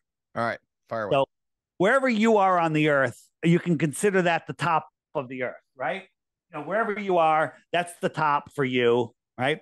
So you're on an airplane. And let's just say, we're here in, we'll call this, because the flight I'm going to show you was from Germany. So you're here over Germany, and it's nighttime, and you're looking forward, and you see some stars over here. So these stars are directly in front of you, pretty much close to the horizon. You with me, Dave? Okay. Sure, follow you. Okay, so you fly for 10 hours or so, and you're following the curve of the Earth. Okay. So now the stars you're looking at are over here. Those are the ones that are in front of you. These stars are above you. With me? Sure. That's what a ball would require. As you fly over, those stars are now above you. Okay. So here's a flight from, I believe it was Germany to Brazil. And the pilot did a time lapse for us. And the stars are rotating to the right a little bit, but you're flying over on his journey. For why this was recording, the stars should risen over his head over 45 degrees. Now, this is what Google Earth says it should look like. All of these stars should be rising up. Now, this computer simulation shows you what a ball requires to show you. If you're going to fly over a ball, these stars should rise up. But we actually, if you track, we have some videos that track them. They're actually going down. All of them should be rising up over your head, but they don't. Now, the anti-flat Earth people, they come out, they go, that's because the spin of the Earth is negating it. Well, the Earth is spinning 1,000 miles an hour. The Earth is going 500 miles an hour. It might slow it down if you were traveling east. Right? If you were traveling east, okay, but it would still be rising, but this isn't traveling east, it's traveling south, okay? And the other thing is, if it did negate it, when the pilot flies back, it should go twice as fast, because if you're going with the spin, then when you fly back, it should be going against it, so they should rise twice as fast. We have videos in both directions. No rising at all. The stars in front of you stay the stars in front of you the entire trip around the globe, or as reality dictates, across the plane. Man. Yeah. So what do you suggest then for people? Some of you guys may be the first conversation you've heard on this. Some of you maybe have heard a couple and you don't know. What would you suggest is like day one, or say somebody shares this with their buddy at work and they're like, I don't know, maybe don't do that. Like what is the next thing to do? What's the process? What do people do first? It's all people have different motivations and different things. Like, hey, if you're like, hey, Dave brought up some points, and you can go, and if you watch, the trolls are going to jump into your chat and they're going to comment on everyone's videos, and all they're going to do is make insults and empty claims with no proof. And if you go check their channel, there's zero content on their channel. Where they just create that channel to comment, to teach you, to help save you from Dave Weiss, the scammer, for $3, right? My app is $3. Okay. But they literally will get there. They find, like, when you air this, they'll find it before I find it. Okay. It's amazing. I have these dedicated trolls that show up. It's kind of hilarious. And I pray for them. All right. Because their life must be very, very good. Yeah. So there's a couple things you can do. Go to flatearthdave.com. Don't buy the app. Go to the crash course and start watching those videos. Guaranteed, after you watch 2 or 3 of those videos, you're going to end up getting the app because you're going to want it, because everybody has this in their pocket all the time. And when you're stuck in line somewhere, stuck in traffic, on the train, whatever, you can watch the videos. Every day there's a daily video right here that shows up. Just click that thumbnail. This is what I tell people. Get up, have your breakfast, watch the daily video. Usually short ones during the week, longer ones on the weekend. And just watch them for 2 weeks. At the end of that 2 weeks, I guarantee your mind is going to be blown. You're going to see the world differently, and everything's going to open up for you. I offer 3 Bitcoins for 1 globe proof, but you got to watch the daily video for 2 weeks. If you don't want to wait the 2 weeks, click the archive button and just go back 14 videos. Okay. And before you send me your proof, you have to hit the question mark button. And when you do that, up come the frequently asked questions. Hey, why the lie? What about gravity? What about seasons? Whoops, I just said, what about gravity? What about seasons? Okay. What about, eclipses? All of the questions that you have there. What about meteors and asteroids? Right? Click that and bam, all the information that's being hidden from you. And Dave, as you said, and I don't go through the whole app, but there's all sorts of resources. Here are all of my videos are here. All the ones that are on YouTube are here, but all of my videos are on here. All of my uploads, all of the featured videos, and all of my interviews, including the Rumble and everything, will be on this new button that I just added. So okay, that's a blast. And then it does a whole lot of other things. I said books, and people are selling flat Earth stuff on here, and what else I have? This is the homeschooling section. Amazing stuff here. Check out this guy. You want to learn about our history? It's called Impossible History. History is hilarious. This guy is called My Lunch Break. Does these 15-minute videos. He takes like certain buildings and looks up the history of them. It's the funniest thing you've ever seen. It's funny, educating, and open up a whole world to you. Tons of stuff on here if you really want to learn. This is college right here. Okay. This is college. You don't need to send your kids to college. This will teach you more about the world than anything else. Is there a benefit or something people can put in Flyover when they get it? Is it just helps track? I know you got kind of a leaderboard on that. Yes, we did it before. A lot of people from the show came and got the app, and it's great for networking. You can find each other on there, but I think we have the Let's look at it. So this is called the Friend Finder. Let it load for a second, and it shows you all of the other flat earthers around you, and you can message them. You can see their profile. You can say, hey, this guy's offering a job. This guy's looking for a job. This guy, hey, this is a kite surfer, and I can hook up and go kite surfing with them. And so you can meet people. You can do meetups. You can send out broadcast messages to everyone near you. You can do all sorts of stuff. There's chats. There's video chats. Have you checked out the video chats yet, Dave? No, I'm not seeing video chat. I'll show you. But here is the referral button. If I hit that middle button, and I have 52 referrals, and my referral code is DITRH. But more importantly, if you go to the leaderboard, let me make that a little bigger. We can see second place, Flyover Conservatives, and I believe your code is Flyover. I think it's Flyover. Yeah. Yeah, Flyover.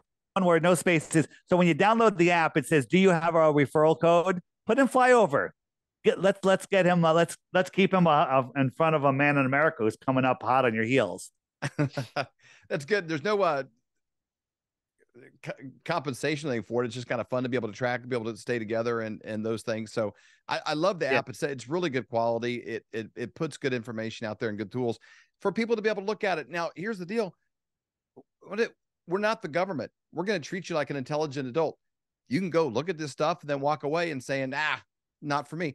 Totally cool. But our goal is to put more information on the table and let you take it off, not tell you, hey, here's a couple of crumbs. You can look at it. And we're going to tell you what it is before you even take a look. That's the way the government does. It's high control. Dave, there's what's really cool in here is these are rooms that people set up for different topics, and not just flat Earth. There's health and all sorts of stuff, and you can message people, you can do video calls, you can do group calls. So I have this group called Beta Test Group, and for some reason there's 238 people in it. It's literally just for testing. And so if I hit this little camera up here, I'm gonna blow away. You're gonna lose the magic of where I really am. And I say, here I am, and I'm actually ringing the group right now, and wow. people jumping on, and you can have these amazing conversations with people, right? So it takes like a minute or so. People start jumping on, but like people say, hey, I'm going to have a call at 3:00 today, and so people will see and they'll be ready and they'll know. But people will start jumping on, and then you can start talking to them. And I've never had a bad conversation on here because everybody on here has something to say. Right. Of course. They're probably the kind of people that have already researched, like, hey, am I going to, do I like seed oils, or is soy good for me, or all these kind of things? They're probably going to have intelligent conversations. So here is one of my favorite people out in the Flat Earth community. He is all over the app, but I'm going to nominate him head moderator on all of the rooms because he's in every room and he's always the first on it. His name's Run Boston Bear. So if you see him on there, say hello. And soon you'll be able to share pictures and videos and all sorts of stuff. But it's a blast, and it's fun. See you, man. Thanks.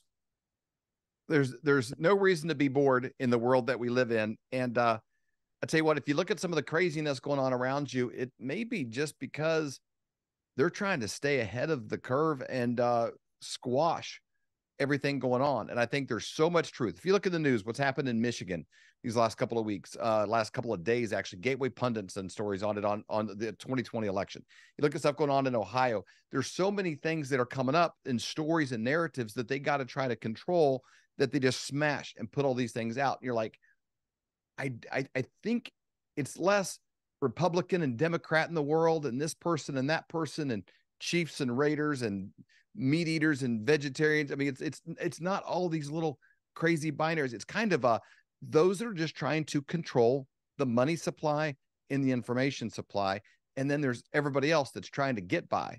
And there's a lot more of us than not. And Dave does a great job of connecting people in this. And you're not required to all come in the room and agree. That's what I love. That's why we have these conversations. Yeah, and again, the big, if you hear yourself saying, why doesn't matter, I don't care what shape the earth is, I have more important things, know that that's exactly where they want you. When you understand that we are at the center of creation, this place was created for us. We are special. We are powerful. We have God-given rights. The government can't give them to us. We already have them. Exactly. Okay. We have the right to travel, the right to have freedom. There's only a couple rules. They're God's rules. Don't kill anybody. Don't get in anybody's face, and help your neighbor. That's it. Those are basically the rules. Okay. Yeah. And if everybody did that, this world would be truly amazing. Not that it isn't already. It is. And so anyway, I thank you guys all for joining us here on the Conspiracy Conversation. This is like a set apart thing from our daily show of examining the news and culture and current events through the lens of conservative Christian values. This gives us an opportunity like, hey, let's kind of step outside the lines they tell you got to color in, and let's have this conversation, then walk away at least being able to have better conversations at the water cooler on Monday. Hope you join us every Saturday morning at 8 o'clock. We're coming out with a new Conspiracy Conversations. We covered everything from JFK to ancient civilizations, and things are just kind of fun to look at and download. Dave, thank you for being a friend. Thank you for being so willing to give your energy and ideas so freely, and appreciate the access that you give us to your world. One last thing, anybody that we want to find any of my stuff, flatearthdave.com. If you have a podcast or know of a podcast that wants to have this conversation, or maybe they don't even know this conversation exists, send me a note. You go to flatearthdave.com, click book Dave for a show, and you could start the conversation there. Send the information, names, or whatever, and we'll try to just expand this conversation. The idea is to reach new audiences, and I'm very appreciative of Dave and Stacy for allowing me on their network to reach some of you.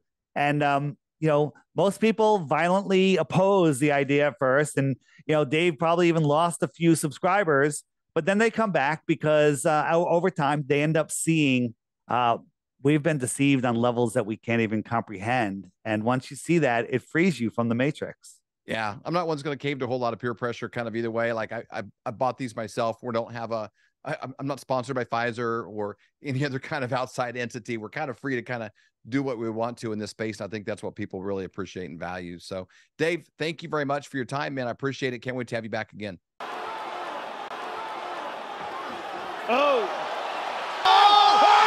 It's over. He got it. It might be over.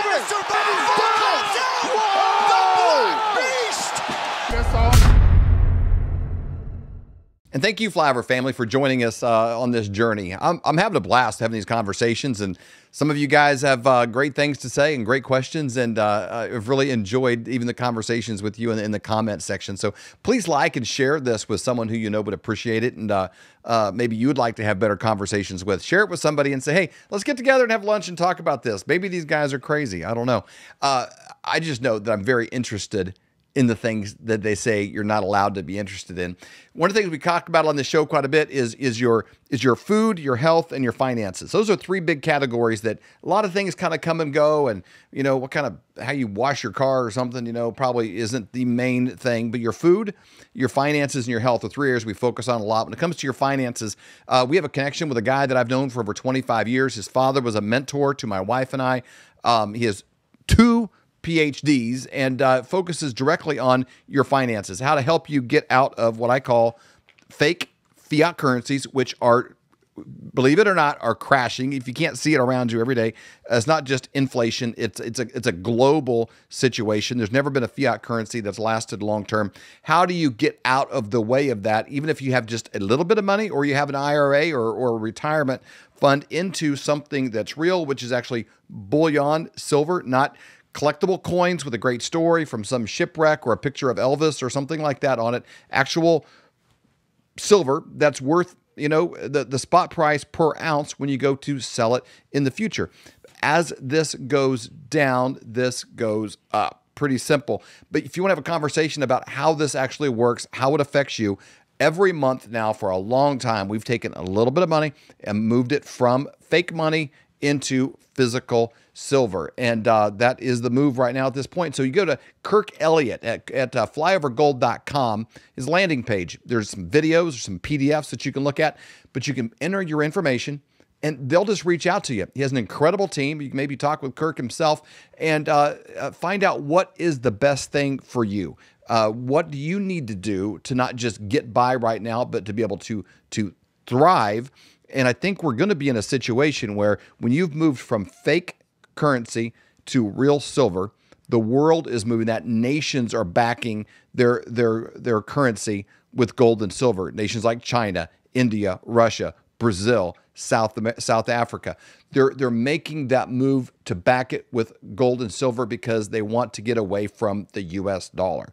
A lot of reasons why that happens, and they can help you figure out what's the best way for you to be able to navigate that as the currencies change, as CBDCs are introduced, as there's a global CBDCs, and as individual nations go with digital currencies like Russia just has recently, one of the #1 largest purchasers of gold over the last several years. Not the United States, it's these foreign countries, and so we need to be in something real and tangible as well to protect ourselves against that. Again, go today, go to flyovergold.com, enter your information, set up an appointment for a completely free consultation, very low pressure. Then you just walk away and say, hey, what's the best for me? Pray about it, think about it, but weigh out the information. What's the best way for you to do it easily and effortlessly? They walk you through and help you. And then when it's time to get back out of that into something else, they can help you do that as well. It's a long-term relationship that you're going to be glad you had. Again, go to flyovergold.com. Reach out to Kirk Elliott today. Thank you for being a part of this conversation. Thank you for being a part of this show. Again, like it, share it with somebody. Come back again every Saturday morning at 8 o'clock, and we're going to be having more of these conversations, digging into the things that you're most curious about and they don't let you talk about. We'll see you again next time. We hope you've enjoyed this episode of the Flyover Conservatives podcast with David and Stacy Whited. Please subscribe, hit the notification bell, and leave us a comment below. Lastly, if you enjoyed today's podcast, share with those who came to mind. Be blessed and make it a great day.